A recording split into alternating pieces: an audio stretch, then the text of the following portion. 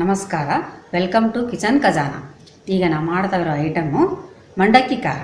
ಇದಕ್ಕೆ ಕಡಲೆಪುರಿನೂ ಅಂತ ಕರೀತಾರೆ, ಚುರ್ಮೀರ್ ಅಂತಲೂ ಕರೀತಾರೆ. ಬೇಕಾಗುವ ಸಾಮಗ್ರಿಗಳು: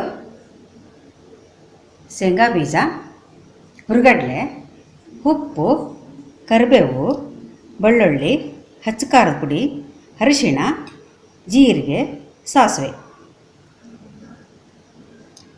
ಮಂಡಕ್ಕಿ ಖಾರ. ಒಲೆ ಮೇಲೆ ಒಂದು ಪಾತ್ರೆ ಇಟ್ಟು ಅದಕ್ಕೆ ಆಯಿಲ್ ಹಾಕಿ ಸ್ಟವ್ ಆನ್ ಮಾಡಿ. ಈಗ ಎಣ್ಣೆ ಬಿಸಿ ಆಯಿತು. ಸ್ವಲ್ಪ ಜೀರಿಗೆ, ಸಾಸಿವೆ,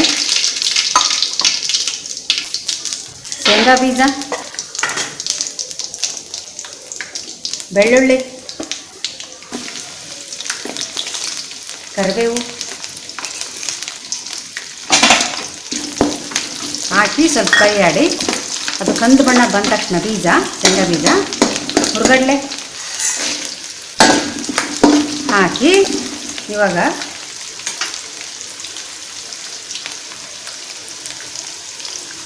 ಸ್ವಲ್ಪ ಹಚ್ಚ ಖಾರದ ಪುಡಿ 2 ಸ್ಪೂನ್, ಅರಿಶಿಣ ಒಂದು ಚಿಟಿಕೆ, ಸ್ವಲ್ಪ ಉಪ್ಪು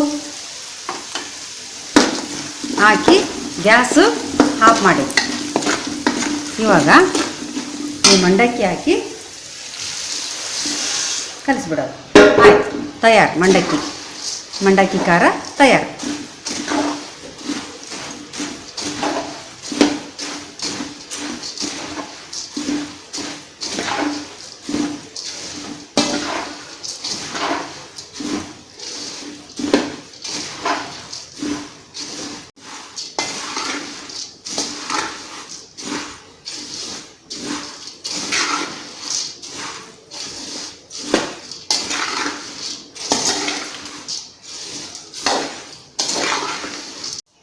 ಇವಾಗ ದಿಢೀರ್ ಮಂಡಕ್ಕಿ ಖಾರ ತಯಾರು.